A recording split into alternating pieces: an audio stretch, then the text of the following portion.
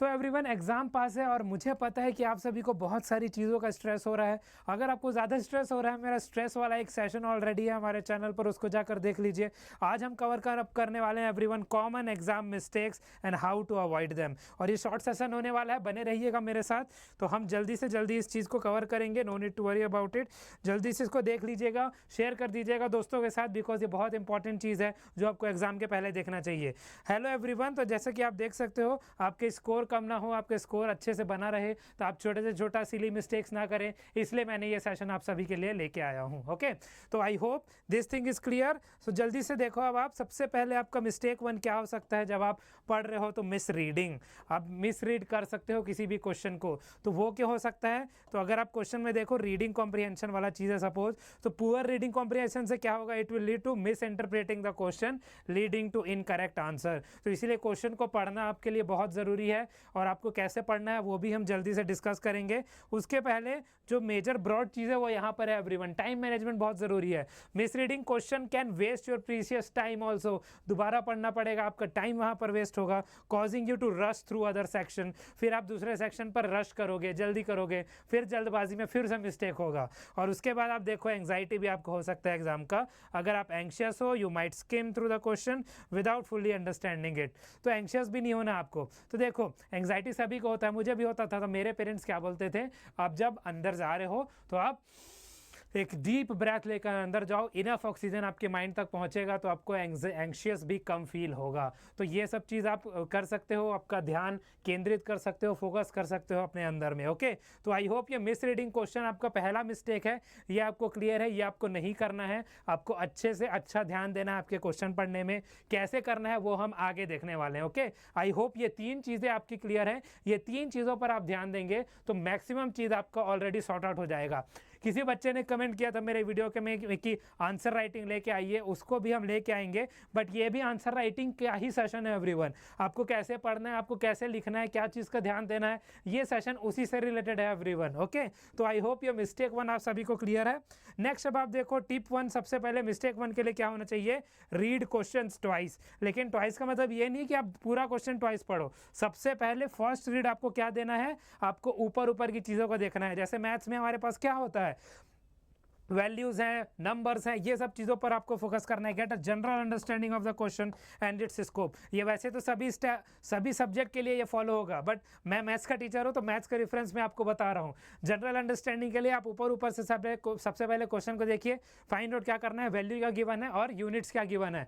ये सब चीज़ आप देख लोगे तो आपको आइडिया मिलेगा आपको उस क्वेश्चन को पहले सॉल्व करना है कि बाद में सॉल्व करना है। उसके बाद आप सेकेंड टाइम जब पढ़ोगे तब आपको हर एक वर्ड्स पर अच्छे से अटेंशन देना है, की वर्ड्स पर अटेंशन देना है, स्पेसिफिक रिक्वायरमेंट क्या है क्वेश्चन में, और आंसर का फॉर्मेट क्या होगा, ये सब चीज़ आप डिसाइड करोगे सेकेंड टाइम जब आप पढ़ोगे। तो फर्स्ट में आप जल्दी से पढ़ोगे, डिटेल्स जो इंपॉर्टेंट चीज़ है उसको देखोगे, सेकेंड में पूरा क्वेश्चन पढ़ोगे। तो ये होता है डबल रीड करना। डबल रीड करने से आप ये इंश्योर करते हो कि क्वेश्चन आपको बहुत अच्छे से क्लियर हो चुका है और आप उसका आंसर लिखने को अभी तैयार हो। नहीं तो आपको पता है कि आंसर आप फिर बाद में भी लिख सकते हो अगर वो क्वेश्चन हार्ड है तो। इसलिए अगर आप जब फर्स्ट रीड करोगे आपको पता चल जाएगा क्वेश्चन आपसे बनेगा कि नहीं, तो आप सेकंड रीड करो और उसको बनाओ। ओके, तो इसलिए 2 बार रीड करना बहुत जरूरी है। आई होप ये टिप 1 आप सभी को क्लियर है for the mistake 1 everyone. Okay, next अब आप देखो, we will see now mistake 2 क्या हो सकता है। तो मिस्टेक 2 क्या है, स्किपिंग स्टेप्स इन कैलकुलेशन। अगर आप मैथमेटिक्स कर रहे हो, आपको पता है हर एक स्टेप बहुत जरूरी है। अगर आपने कोई स्टेप मिस कर दिया, मे बी उस स्टेप का स्टेप मार्किंग होगा, वो मार्क आप लूज कर जाओगे। तो इसीलिए आपको हर एक स्टेप्स पर ध्यान देना बहुत जरूरी है एवरीवन। तो स्टेप्स पर आप ध्यान दोगे, लॉस्ट पॉइंट्स आपको नहीं करना है। Even if you get the final answer right, final answer आपका राइट होगा, फाइनल आंसर को आपको मार्क्स जरूर मिलेगा, लेकिन स्टेप मार्किंग आपका कम हो जाएगा। तो skipping steps could mean losing points for missing working. तो स्टेप मार्किंग आपके मैथ्स में होता है, तो मैं उसका बता रहा हूं कि आपको लॉस्ट पॉइंट अगर आप कर रहे हो ये नहीं करना है। आपको हर एक स्टेप को साइड बाय साइड लिखना है, स्टेप वाइज लिखोगे, हर एक स्टेप पर सिंप्लीफिकेशन आगे बढ़ाओगे। ऐसे नहीं कि आप डायरेक्ट कंक्लूजन पर पहुंच गए, राइट। उसके बाद इंक्रीज एरर भी हो सकते हैं। अगर आपने हर एक स्टेप पर, आपका हर एक स्टेप क्या होता है, आपके आंसर का बिल्डिंग ब्लॉक होता है। एक स्टेप आपका नेक्स्ट स्टेप डिफाइन करता है। So it is the building block in calculation and skipping 1 can lead to the chain of errors. अगर आपने 1-2 स्टेप मिस कर दिया, लास्ट में आप आंसर लिख भी रहे हो, मान लो वो करेक्ट है तो ठीक ठीक है कि आपको फाइनल आंसर का मार्क्स मिल गया, अगर वो करेक्ट नहीं है तो फाइनल आंसर का भी मार्क्स नहीं मिलेगा, स्टेप मार्किंग का भी मार्क्स नहीं मिलेगा। इसीलिए स्टेप्स लिखना बहुत ज़रूरी है। हर एक स्टेप को आप अच्छे से लिखो, डिटेल वे में लिखो, हर एक स्टेप पर आप एक एक चीज़ को सिंप्लीफाई करते जाओ। ये चीज़ बहुत ज़रूरी है आंसर राइटिंग में ध्यान देने के लिए। ओके, तो ये आपका मिस्टेक 2 हो गया। अब इसके लिए आप देखो टिप को आप क्या देख सकते हो मिस्टेक के लिए, ऑलवेज शो योर वर्किंग। जो आप मेहनत कर रहे हो वो आप दिखाओ आंसर शीट में। ऐसा नहीं आप माइंड कैलकुलेशन कर रहे हो, you are writing it in answer sheet. आप कोई MCQ पेपर या कॉम्पिटिटिव पेपर देने नहीं जा रहे हो अभी, राइट? आप आंसर शीट में लिख रहे हो, तो आप अपना वर्किंग दिखाओ एग्जामिनर को, मैंने मेहनत किया है। सो ऑर्गेनाइज करो सबसे पहले, it helps you keep track of your calculation and makes it easier to identify and correct the errors. Okay, ये आपको हेल्प करेगा जब आप ऑर्गेनाइज करोगे। तो जब मान लो आप किसी स्टेप बार भूल कर भी गए तो आपको उस स्टेप पर पता चल जाएगा कि आपने भूल किया है, कट करो, आगे बढ़ो। उसके बाद पार्शियल क्रेडिट, तो अगर आपने मान लो आपका फाइनल आंसर आ नहीं रहा या लास्ट के कुछ स्टेप आपको नहीं आते, आप बीच स्टेप पर अटक गए हो, लेकिन हाफ ऑफ द आंसर आपने कवर किया है, तो उसका आपको आंसर मिलेगा in the form of step marking. तो वो आपका होता है partial credit. Even if you make a mistake in the final answer, showing your working can earn you partial credit। Partial credit मतलब उस स्टेप का मार्किंग मिलेगा आप सभी को, एवरीवन। इसीलिए स्टेप्स में भी लिखना बहुत ज़रूरी है। और ये मिस्टेक 2 का टिप था कि हमेशा अपने वर्किंग को दर्शाओ, दिखाओ, show it in your answer sheet everyone. Okay, I hope ये चीज़ भी सभी को क्लियर है। नेक्स्ट अब आप देखो mistake 3, forgetting units and labels. बहुत ज़रूरी चीज़ है ये, फिजिक्स, केमिस्ट्री, मैथमेटिक्स में बहुत ज़रूरी चीज़ है ये कि आप यूनिट्स को इंपॉर्टेंस दो। यूनिट्स का बहुत इंपॉर्टेंस है। अगर आपको मिल रहा है, देखो सर एरिया, वॉल्यूम का यहाँ यूनिट लिखा हुआ है, सेंटीमीटर स्क्वायर, मीटर क्यूब, लिखना बहुत ज़रूरी है और ऐसे ही लिखना बहुत ज़रूरी है। It is essential for clarity and accuracy. Number आपने लिख दिया, यूनिट आपने लिखा नहीं, तो उसका मतलब क्या हुआ, मार्क्स आपका कट गया। तो उसका मतलब बहुत है, इसलिए आपको यूनिट्स लिखना ज़रूरी है। ग्राम, किलोग्राम आया। Specify the type of measurement for correct understanding. 1 kg होता है और 1000 ग्राम होता है, तो आपको पता होना चाहिए जो आप लिख रहे हो इट इज़ ग्राम और kg, तो उस पर डिफ्रेंशिएट करना, उसको सही से लिखना भी आपके लिए बहुत ज़रूरी है एवरीवन। और उसके बाद लेबल्स। लेबल्स क्या है, तो make your diagrams and graphs easy to understand. जो भी डायग्राम या ग्राफ आप बना रहे हो वो इजी टू अंडरस्टैंड हो एग्जामिनर के लिए, तभी वो आपको मार्क्स देगा, राइट? तो आपको मार्क्स अगर वहाँ पर चाहिए तो आप ऐसे लिखिए, ऐसा डायग्राम बनाइए कि वो लेजिट हो और दिखे अच्छे से। आई होप ये मिस्टेक 3 आप सभी को क्लियर है, right? Forgetting units and labels, आपको ये नहीं करना है। आपको अच्छे से यूनिट्स भी लिखने हैं आंसर के बाद और लेबल्स भी अच्छे से बनाने हैं अपने आंसर के लिए, तभी आपको फुल मार्किंग मिल पाएगा। ओके, नेक्स्ट अब आप देखो टिप 3 क्या है इसके लिए, double check for units and labels. मे भी आप जब आंसर लिख रहे हो आप भूल जाओ, मेरे साथ भी ऐसा बहुत बार हुआ है। तो इसलिए जब आप रिवाइज करने जाते हो आप एक बार डबल चेक करोगे कि आपने यूनिट को सही लिखा है कि नहीं। पहले देखोगे यूनिट लिखा है कि नहीं, फिर आप देखोगे यूनिट को सही लिखा है कि नहीं और लेबल्स को आपने सही बनाया है कि नहीं। After completing a section, quickly scan through your answer to ensure all units and labels are correctly applied in your answer. Okay, और उसके बाद आप देखो बिफोर सबमिटिंग आप क्या करोगे, एक बार आप फाइनल चेक करोगे। जैसे ही हम आंसर शीट सबमिट करते हैं उससे पहले 10 या 15 मिनट्स लेके हर एक आंसर को स्किम ओवर करते हैं कि हमने सब चीज़ सही बनाया है कि नहीं। So check over all your answers to catch any missed units और लेबल्स। इसलिए ये चीज़ बहुत ज़रूरी है एवरीवन कि आप आंसर लिखने से पहले अपने टाइम को डालें और उस टाइम के पहले लास्ट के 15 मिनट्स में रिवाइज करें। आई होप ये double checking of units and labels भी आप सभी को क्लियर है। ओके, नेक्स्ट अब आप देखो मिस्टेक 4 क्या है, नॉट मैनेजिंग टाइम प्रॉपरली। तो जैसे कि मैंने बोला लास्ट का 15 मिनट्स या 20 मिनट्स रिवीजन में होना ही चाहिए, तो वो कैसे होगा, टाइम एलोकेशन आपको करना पड़ेगा। Allocate sufficient time for each question based on it's difficulty and marking. तो अगर आपने मेरा वो वाला सेशन देखा है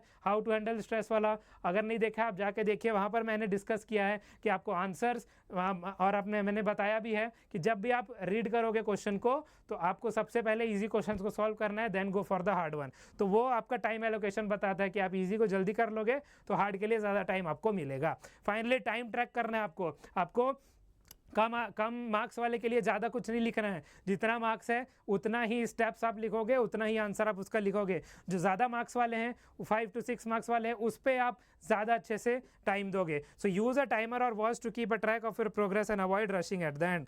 तो आपको टाइमर अलाउड नहीं होगा, बट क्लास में आपके लिए एक बड़ा सा क्लॉक रहता है, तो आप क्वेश्चन के हिसाब से अपना टाइम अलॉट कर सकते हो वहाँ पर, कहाँ इस 5 मिनट में मेरे को ये क्वेश्चन को सॉल्व करना ही है। उसके बाद आप ब्रेक्स, तो take short breaks between section to stay focus and avoid burnout. तो उसके बीच में भी आप ब्रेक ले सकते हो, लेकिन वो ब्रेक्स 30 सेकंड से ज़्यादा का नहीं होना चाहिए, otherwise you will lose the confidence also. 30 seconds का आप ब्रेक लो एक सेक्शन से दूसरे सेक्शन में जाने के लिए, एमसीक्यू से शॉर्ट आंसर टाइप फिर लॉन्ग आंसर टाइप में जाने के लिए छोटे छोटे ब्रेक्स लो 30 सेकंड्स के। हर एक क्वेश्चन के बीच में आप 5 से 10 सेकंड का ब्रेक ले सकते हो एंड देन रिवाइज करो अच्छे से कि आपको क्या लिखना है, गो फॉर द आंसर। तो इसीलिए आई होप ये मिस्टेक 4 क्या है ये आप सभी को क्लियर है। Okay, time allocation, time tracking, breaks का इशू हो सकता है। तो अब आप टिप 4 देखो कि आपको टाइम कैसे एलोकेट करना चाहिए। तो जो मैंने कुछ बोल भी दिया यहाँ पर देख भी लेते हैं। प्रायोरिटाइज करना है क्या, focus on the question worth the most marks first. तो ये भी जरूरी चीज़ है कि अगर आपको कुछ टाइम जा चुका है आप पहले ज़्यादा मार्क्स वाले पर क्वेश्चन करो और उसमें से जो इजी है उसको सॉल्व करो, ensuring you secure the majority of points, ज़्यादा से ज़्यादा पॉइंट्स आपको मिल सके। फिर पेस अप योर सेल्फ, थोड़ा सा पेस आपको बढ़ाना पड़ेगा, जैसे इस पेस में मैं अभी बोल रहा हूँ। So work at a steady pace, avoiding unnecessary delays और rushing and don't dwell on difficult questions too long.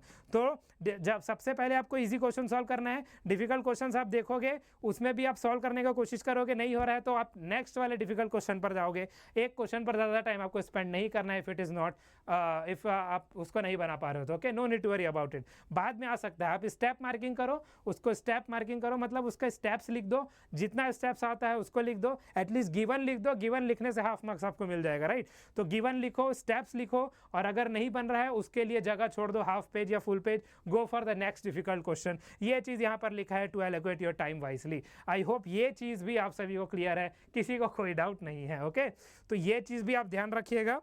तो कंक्लूजन फाइनली हमारे पास क्या आता है एवरीवन, सबसे पहले आपको याद रखना है कि आपको कॉमन एग्जाम मिस्टेक्स जो हमने को बहुत कॉमन चीज़ है जो हमने डिस्कस किया यहाँ पर, राइट। सब्जेक्ट स्पेसिफिक और भी हो सकता है, तो मैंने कॉमन चीज़ के लिए पहले लेके आया है। तो कॉमन एग्जाम मिस्टेक आप अवॉइड करेंगे तो ये आपका इम्प्रूव करेगा परफॉर्मेंस इन योर एग्जामिनेशन। और आप फोकस में रहिए, stay focused, manage your time effectively, जो हमने जस्ट अभी डिस्कस किया कैसे हमको करना है।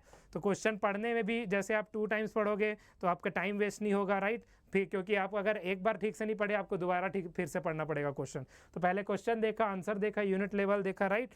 और उसके बाद आप देखो इट विल रिवाइज योर की कंसेप्ट रेगुलरली, मतलब आपको अपने की कंसेप्ट को रिवाइज रेगुलरली करना है एग्जाम से पहले।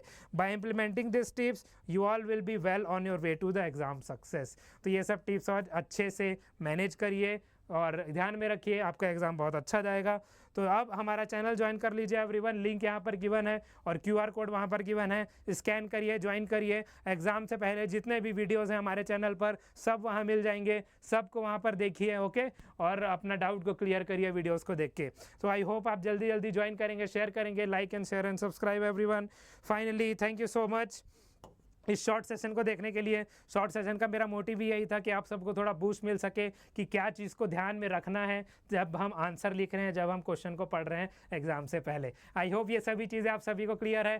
Thank you so much everyone इस चैनल, इस सेशन को ज्वाइन करने के लिए। मेरा नाम है शुभांशु श्रीवास्तव। अगले बार के लिए, अगले सेशन के लिए बने रहिए हमारे साथ और stay safe, stay healthy and be healthy. Till then, good bye everyone.